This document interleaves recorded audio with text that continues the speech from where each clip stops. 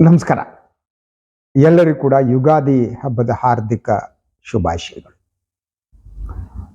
ಇವತ್ತಿನ ಅತಿ ಮಹತ್ವದ ಸುದ್ದಿ, ಪ್ರಧಾನಿ ನರೇಂದ್ರ ಮೋದಿ ಅವರು ನಾಗ್ಪುರದ RSS ಹೆಡ್ ಕ್ವಾರ್ಟರ್ಸ್ಗೆ ಭೇಟಿ ನೀಡಿದ್ದು. ಭಾರತದ ಸ್ವಾತಂತ್ರ್ಯೋತ್ತರ ಇತಿಹಾಸದಲ್ಲಿ ಯಾವುದೇ ಪ್ರಧಾನಿ ಕೂಡ RSS ಹೆಡ್ ಕ್ವಾರ್ಟರ್ಗೆ ಏನಿದೆ ಪ್ರಧಾನ ಕಚೇರಿ ಇದೆ ಭೇಟಿ ನೀಡಿರಲಿಲ್ಲ. ಆದರೆ ಮೋದಿಯವರು ಇವತ್ತು ಭೇಟಿ ನೀಡಿದರು. ಯಾಕೆ, ಏನು, ಇದರ ಸುತ್ತಲಿನ ರಾಜಕೀಯಗಳೇನು, ಇದೆಲ್ಲವನ್ನ ನಾವು ನೋಡೋಣ.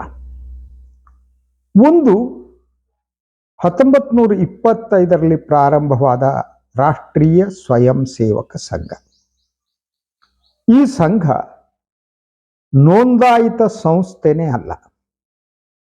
ನೀವು ಯಾವುದೇ ಒಂದು ಸಂಸ್ಥೆ ಏನಿದೆ ಅದನ್ನ ನೀವು ನೋಂದಾಯಿಸಬೇಕಾಗತ್ತೆ. ಇದು ನೋಂದಾಯಿತ ಸಂಸ್ಥೆ ಅಲ್ಲ. ಇದಕ್ಕೆ ಸಂಪನ್ಮೂಲಗಳು ಎಲ್ಲಿಂದ ಬರ್ತವೆ, ಹೇಗೆ ಖರ್ಚಾಗತ್ತೆ, ಏನು, ಯಾವ ಲೆಕ್ಕಾಚಾರ ಕೂಡ RSSಗೆ ಇಲ್ಲ. ಅದನ್ನ ಒಂದು ಸಾಂಸ್ಕೃತಿಕ ಸಂಸ್ಥೆ ಅಂತ ಘೋಷಣೆ ಮಾಡಲಾಗಿದೆ. ಭಾರತೀಯ ಸಂಸ್ಕೃತಿ, ಹಿಂದೂ ಸಂಸ್ಕೃತಿ ಏನಿದೆ ಆ ಸಂಸ್ಕೃತಿಗೆ ಸಂಬಂಧಪಟ್ಟ ಹಾಗೆ ಅದನ್ನು ಪ್ರಚಾರ ಮಾಡುವುದು, ಉಳಿಸುವುದು ತಮ್ಮ ಕೆಲಸ ಅಂತ ಸಂಸ್ಥೆ ಹೇಳ್ಕೊಂಡಿದೆ. ಆದರೆ ಅದು ಸಾಂಸ್ಕೃತಿಕ ಸಂಘಟನೆ ಅಂದರೆ ಯಾವ ರೀತಿ, ಯಾವ ಸಾಂಸ್ಕೃತಿಕ ಅನ್ನೋದ್ರ ವ್ಯಾಖ್ಯೆ ಏನು, ಈ ಪ್ರಶ್ನೆ ಇದೆ. ಅದರ ಜೊತೆಗೆ ಅದು ಮೂಲಭೂತವಾಗಿ ರಾಜಕೀಯ ಸಂಸ್ಥೆನೇ, ರಾಜಕಾರಣವೇ ಅದರ ಮೂಲ ಉದ್ದೇಶ, ಸಂಸ್ಕೃತಿ ಅಲ್ಲ. ಇನ್ನು 1925ರ ನಂತರ ಈ ಸಂಸ್ಥೆ ಏನಿದೆ RSS ಸಂಘ ಪರಿವಾರ ಅಂತನೂ ಅನ್ಬೋದು. ಯಾಕಂದ್ರೆ ಹಿಂದೂ ಮಹಾಸಭೆ ಎಲ್ಲ ಸೇರಿದ್ದು. ಹಿಂದೂ ಮಹಾಸಭೆ ಮತ್ತು RSSಗೆ ನಿಕಟ ಸಂಬಂಧ, ಸಂಪರ್ಕ ಎಲ್ಲ ಇತ್ತು. ಗಾಂಧಿ ಹತ್ಯೆಯ ಪಿತೂರಿಯಲ್ಲಿ ಗಾಂಧಿಯನ್ನು ಹತ್ಯೆ ಮಾಡುವ ಒಂದು ದುರಂತ ಈ ದೇಶದಲ್ಲಿ ನಡೀತಲ್ಲ, ಅದರ ಹಿಂದೆ ಹಿಂದೂ ಮಹಾಸಭಾ ನಾಯಕರೆಲ್ಲ ಇದ್ರು. ಈ ಸಂಸ್ಥೆಯನ್ನ 2ಕ್ಕಿಂತ ಹೆಚ್ಚು ಬಾರಿ ಈ ದೇಶದಲ್ಲಿ ನಿಷೇಧಿಸಲಾಗಿತ್ತು. ಬಹಳ ಸ್ಪಷ್ಟವಾಗಿ ಈ ಸಂಸ್ಥೆಯ ಕುರಿತು ಸರ್ದಾರ್ ವಲ್ಲಭಭಾಯಿ ಪಟೇಲ್ ರವರು ಹೇಳಿಕೆ ನೀಡಿದರು. ಇಟ್ಸ್ ಅ ಡೇಂಜರಸ್ ಇನ್ಸ್ಟಿಟ್ಯೂಷನ್ ಅನ್ನುವುದು ಸರ್ದಾರ್ ವಲ್ಲಭಭಾಯಿ ಪಟೇಲ್ ರವರ ಹೇಳಿಕೆಯಾಗಿತ್ತು. ಅದೇ ಸರ್ದಾರ್ ವಲ್ಲಭಭಾಯಿ ಪಟೇಲ್ ರವರನ್ನ ಹಿಡಿದುಕೊಂಡು ನೆಹರು ವಿರುದ್ಧ ಅವರನ್ನ ಎತ್ತಿ ಕಟ್ಟುವ ಇಬ್ರು ನಾಯಕರಿಲ್ಲ, ಕೆಲಸವನ್ನ ಸಂಘ ಪರಿವಾರ BJP ಮಾಡ್ತವೆ. ಇದು ಇನ್ನೊಂದು ಪಾರ್ಟ್. ಅದರ ಜೊತೆಗೆ ಈ ದೇಶದ ವಿಭಜನೆಯ ಬಗ್ಗೆ ಹಾರಾಡುವ, ಕೂಗಾಡುವ ಈ ಜನಸಮುದಾಯ ಏನಿದೆ, ದೇಶದ ವಿಭಜನೆಗೆ ಬೆಂಬಲ ಕೊಟ್ಟ 2 ಕೋಮುವಾದಿ ಸಂಘಟನೆಗಳಂದ್ರೆ ಒಂದು ಇದೇ RSS, ಇನ್ನೊಂದು ಮುಸ್ಲಿಂ ಲೀಗ್. ಇವೆರಡೂ ಕೂಡ ಭಾರತದ ವಿಭಜನೆಯಾಗಬೇಕು ಅಂತ ಹೇಳ್ತಿದ್ರು.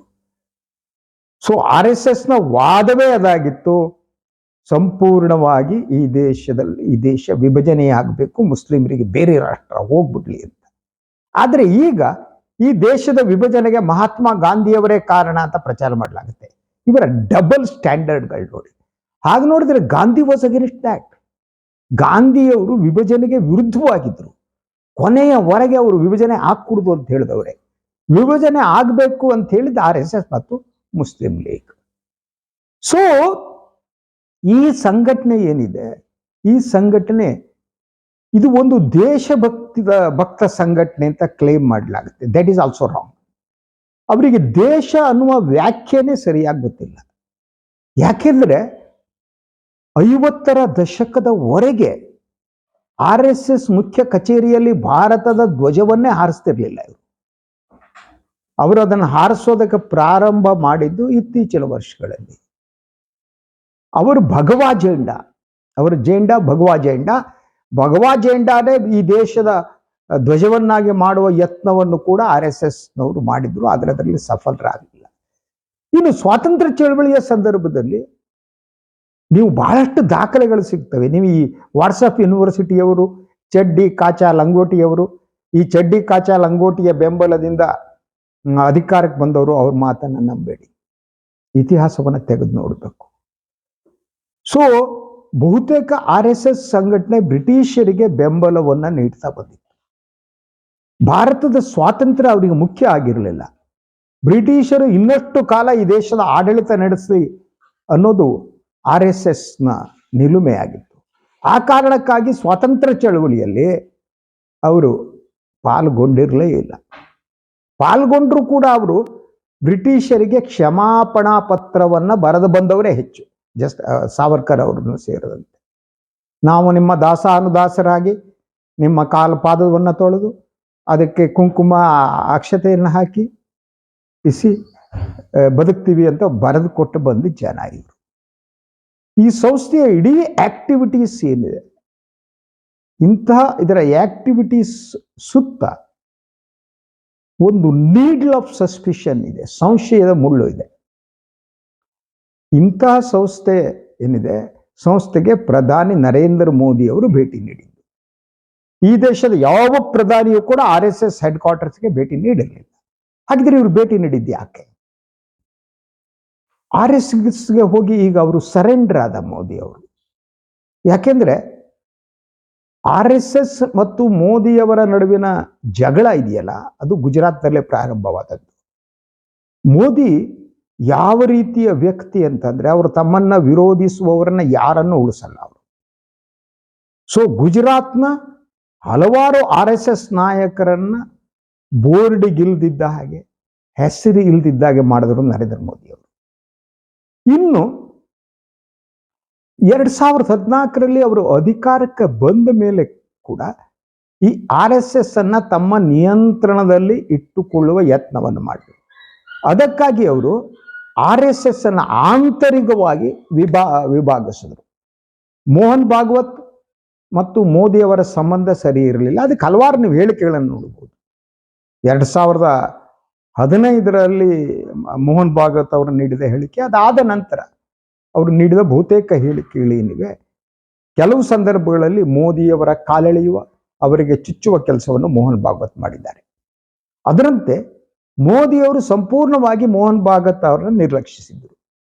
ಆ ಕಾರಣಕ್ಕಾಗಿಯೇ ಮೋದಿ ಇಡೀ ಈ RSS ಸಂಘಟನೆಯಲ್ಲಿ 2ನೇ ಸ್ಥಾನದಲ್ಲಿರುವ ದತ್ತಾತ್ರೇಯ ಹೊಸಬಾಳೆ, ಕರ್ನಾಟಕದವರು, ದತ್ತಾತ್ರೇಯ ಹೊಸಬಾಳೆಯವರು ಪ್ರೋತ್ಸಾಹ ಕೊಟ್ಟು ಅವರನ್ನ ಲಕ್ನೋಗೆ ಕಳಿಸಿ, RSS ಹೆಡ್ ಕ್ವಾರ್ಟರ್ ನಾಗ್ಪುರದಲ್ಲಿದ್ದರೂ ಕೂಡ ಪರ್ಯಾಯವಾಗಿ ಲಕ್ನೋದಲ್ಲಿ ಕುಳಿತು ಕೆಲಸ ಮಾಡ್ತಿದ್ದರು ದತ್ತಾತ್ರೇಯ ಹೊಸಬಾಳೆಯವರು. ಇದರ ಹಿನ್ನೆಲೆ ಕೂಡ ಇದ್ದವರು ಮೋದಿಯವರು.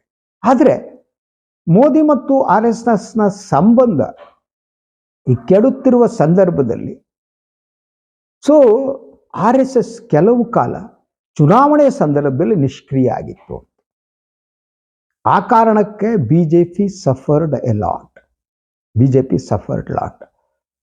ಸೊ ಅದಾದ ಮೇಲೆ ಮತ್ತೆ RSS ತನ್ನ ಶಕ್ತಿಯನ್ನ ತೋರಿಸುವುದಕ್ಕೆ ಸನ್ನದ್ಧ ಆಯಿತು.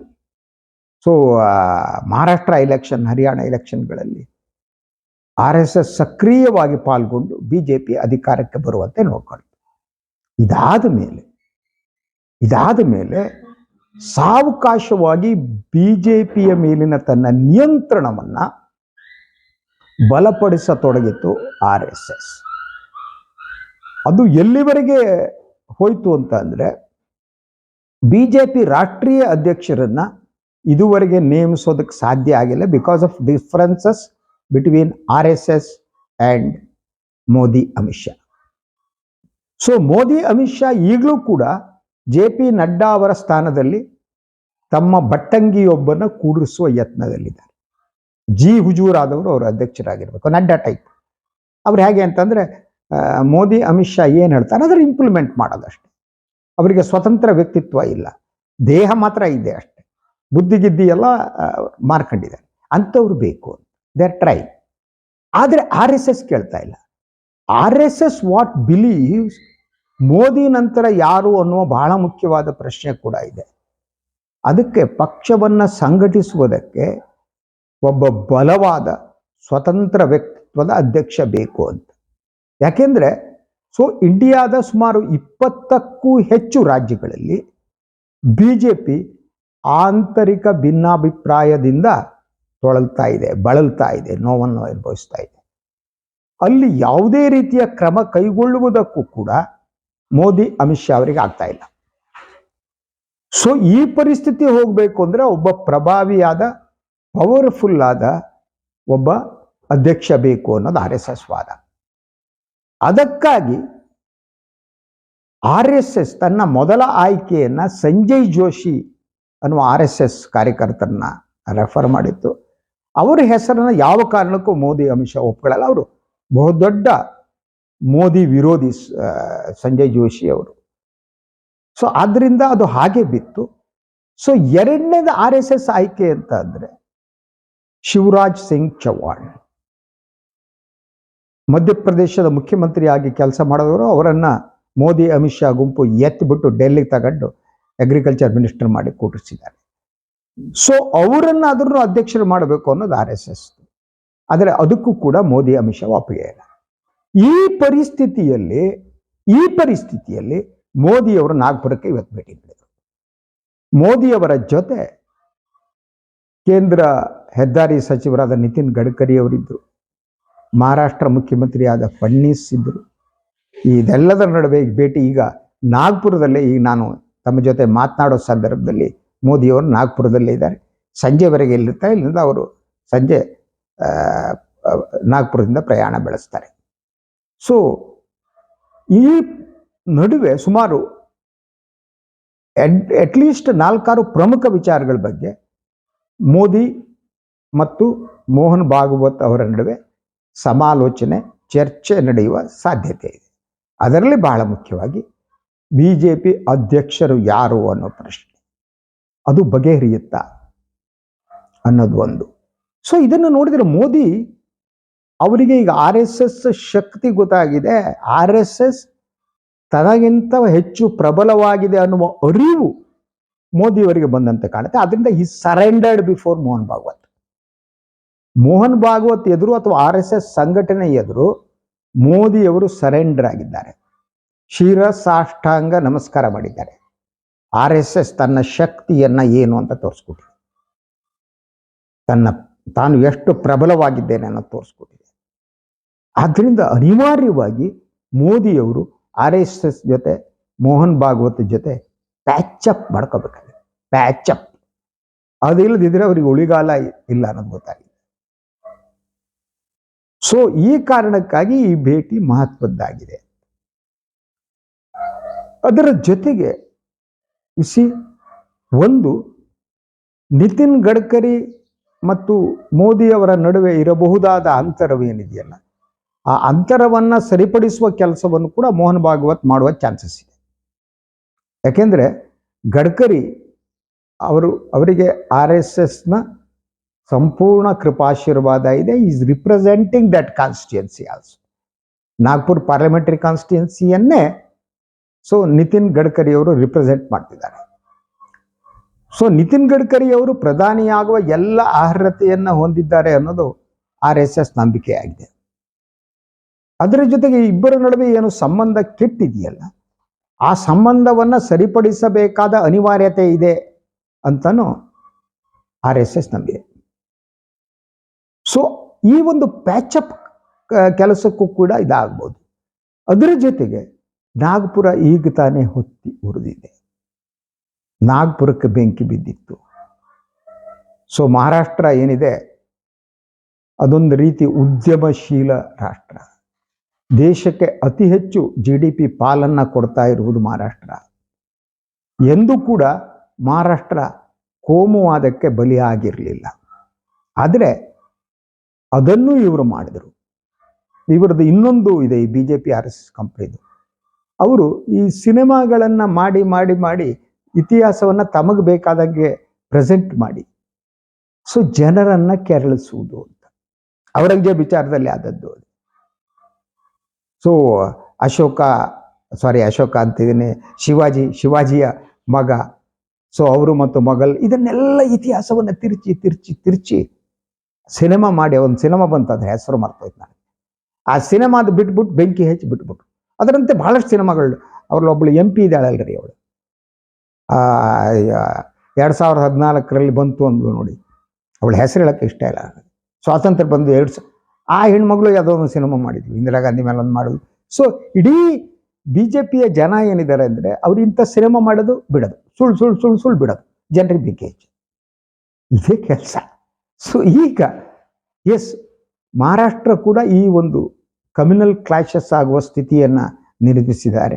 ಥ್ಯಾಂಕ್ಸ್ ಟು BJP ಆ್ಯಂಡ್ ಒಬ್ಬನು ನಿತಿನ್ ಸಮಥಿಂಗ್ ಅಂತ ಒಬ್ಬನು MLA ಇದ್ದಾರೆ, ನಿತಿನ್ ರಾಣೆ ಅಂತ. ಅವನಂತೂ ಬರೀ ಅದೇ ಕೆಲಸ, ಬೆಂಕಿ ಹಚ್ಚೋದೇ ಕೆಲಸ. ಅವರಿಗೆ ಸಮಾಜ ಶಾಂತವಾಗಿದ್ದರೆ ಆಗದೇ ಇಲ್ಲ. ಯಾಕೆಂದರೆ ಈ ಸಂಘಟನೆ ಹುಟ್ಟಿದ್ದು ಹಿಂಸೆಯಿಂದ. ನೋಡಿ, ಯಾವ ಸಂಘಟನೆ ಹಿಂಸೆಯಿಂದ ಹುಟ್ಟುತ್ತೋ, ಯಾವ ಸಂಘಟನೆ ಹಿಂಸೆಯನ್ನು ಪೋಷಿಸ್ತೋ, ಅದು ಹಿಂಸಾತ್ಮಕವಾದ ವಾತಾವರಣವನ್ನೇ ಸೃಷ್ಟಿಸುತ್ತೆ ಅಂತ, ಅದೇ ಮೀರಿ ಇಲ್ಲ. ಸೊ ಸಂಘ ಪರಿವಾರದ ಮೂಲ ಪುರುಷ ಬೆಂಬಲ ಪಡೆದಂತಹ ಗೋಡ್ಸೆ ಇದನ್ನಲ್ಲ, ಆತ ಈ ದೇಶದ ಮೊದಲ ಭಯೋತ್ಪಾದಕ ಅಲ್ವಾ. ಸೊ ಆ ಭಯೋತ್ಪಾದಕತೆ ಏನಿದೆ ಅದನ್ನು ಬೇರೆ ಬೇರೆ ರೂಪದಲ್ಲಿ ಸ್ಪ್ರೆಡ್ ಮಾಡೋಂಥದ್ದು. ಸೊ ಅದರಿಂದ ಈಗ ಹಲವು ವಿಚಾರಗಳ ಬಗ್ಗೆ ಮೋದಿ ಮತ್ತು ಮೋಹನ್ ಭಾಗವತರ ನಡುವೆ ಚರ್ಚೆ ನಡೀಬಹುದು ಅಂತ ಅಂದ್ಕೊಂಡಿದ್ದೀನಿ. ಒಂದು BJP ಅಧ್ಯಕ್ಷರ ನೇಮಕದ ಬಗ್ಗೆ ಚರ್ಚೆ ನಡೀಬಹುದು, ಗಡ್ಕರಿ ಮತ್ತು ಮೋದಿ ಸಂಬಂಧ ಸುಧಾರಿಸುವ ಬಗ್ಗೆ ಚರ್ಚೆ ನಡೀಬಹುದು. ಅದರಂತೆ RSSನ ಎಜೆಂಡಾಗಳನ್ನು ಮೋದಿ ಸಾಹೇಬರು ಎಷ್ಟು ಪರಿಪಕ್ವವಾಗಿ ಇಂಪ್ಲಿಮೆಂಟ್ ಮಾಡಿದ್ದಾರೆ, ಇನ್ನೇನೇನು ಮಾಡಬೇಕು, ಹಿಂದುತ್ವ ರಾಜಕಾರಣವನ್ನು ಇನ್ನಷ್ಟು ಬಲಪಡಿಸುವುದು ಹೇಗೆ ಅಲ್ವಾ. ಸೊ ಇದನ್ನು ಹಿಂದೂ ರಾಷ್ಟ್ರವಾಗಿ ಪರಿವರ್ತಿಸೋದು ಹೇಗೆ, ಎಲ್ಲರ ಹಣೆ ಮೇಲೂ ನಾಮ ಹಾಕಿ, ಎಲ್ಲರ ಕುತ್ತೆ ಮೇಲೂ ಮಾಲೆ ಹಾಕಿ, ಎಲ್ಲ ಇದನ್ನೆಲ್ಲ ಹೇಗೆ ಮಾಡಬೇಕು ಅನ್ನುವ ಚರ್ಚೆ ನಡೆಸ್ಬೋದು, ಏನೋ ಗೊತ್ತಿಲ್ಲ. ಎನಿವೆ ನೋಡೋಣ ಮೋದಿಯವರ ನಾಗ್ಪುರದ ಭೇಟಿ. ಎನಿವೆ ಇದು ಐತಿಹಾಸಿಕ ಭೇಟಿ ಅನ್ನೋದ್ರಲ್ಲಿ ಅನುಮಾನನೇ ಇಲ್ಲ. ಯಾವ ಪ್ರಧಾನಿ ಮಾಡದಿರುವ ಕೆಲಸವನ್ನು ನರೇಂದ್ರ ಮೋದಿಯವರು ಮಾಡಿದ್ದಾರೆ. ಅವ್ರ ರಾಜಕೀಯ ಬದುಕೆ ಹಾಗೆ, ಬೇರೆ ಯಾರೂ ಮಾಡದಿರುವುದನ್ನು ಅವರು ಮಾಡ್ತಾರೆ. ಅದನ್ನು ಏನು ಅಂತ ನಾನು ಕೇಳಬೇಡಿ, ಇತಿಹಾಸವನ್ನು ನೋಡಿದರೆ ನಿಮಗೆ ಅರ್ಥ ಆಗುತ್ತೆ, ನಿಮಗೆ ನೋಡುವ ಕಣ್ಣು ಇದ್ದರೆ ಕಾಣುತ್ತೆ. ಇದು ಇವತ್ತಿನ ಸುದ್ದಿ ವಿಶ್ಲೇಷಣೆ. ಇನ್ನೊಂದು ವಿಚಾರದೊಂದಿಗೆ ಮತ್ತೆ ಬರ್ತೀನಿ. ನನ್ನ ವಾಹಿನಿ ಲೈಕ್ ಮಾಡಿ, ಸಬ್ಸ್ಕ್ರೈಬ್ ಮಾಡಿ, ಬೆಲ್ ಐಕಾನ್ ಪ್ರೆಸ್ ಮಾಡೋದಕ್ಕೆ ಮರಿಬೇಡಿ. ಹಾಗೆಯೇ ಸಾಧ್ಯ ಆದರೆ ಸಹಾಯ ಮಾಡಿ. ಸ್ವತಂತ್ರ ಪತ್ರಿಕೋದ್ಯಮಕ್ಕೆ ತಮ್ಮ ಬೆಂಬಲ ಸದಾ ಇರಲಿ. ಎಲ್ಲರಿಗೂ ಕೂಡ ನಮಸ್ಕಾರ, ಶುಭ ದಿನ. ಮತ್ತೊಮ್ಮೆ ತಮಗೆ ಯುಗಾದಿಯ ಶುಭಾಶಯವನ್ನು ಕೊಡ್ತೀನಿ. ಹಾಗೆಯೇ ನಾಳೆ ರಂಜಾನ್ ಇದೆ, ರಂಜಾನ್ ಶುಭಾಶಯವನ್ನು ಕೂಡ ಕೋರ್ತೀನಿ. ನಮಸ್ಕಾರ.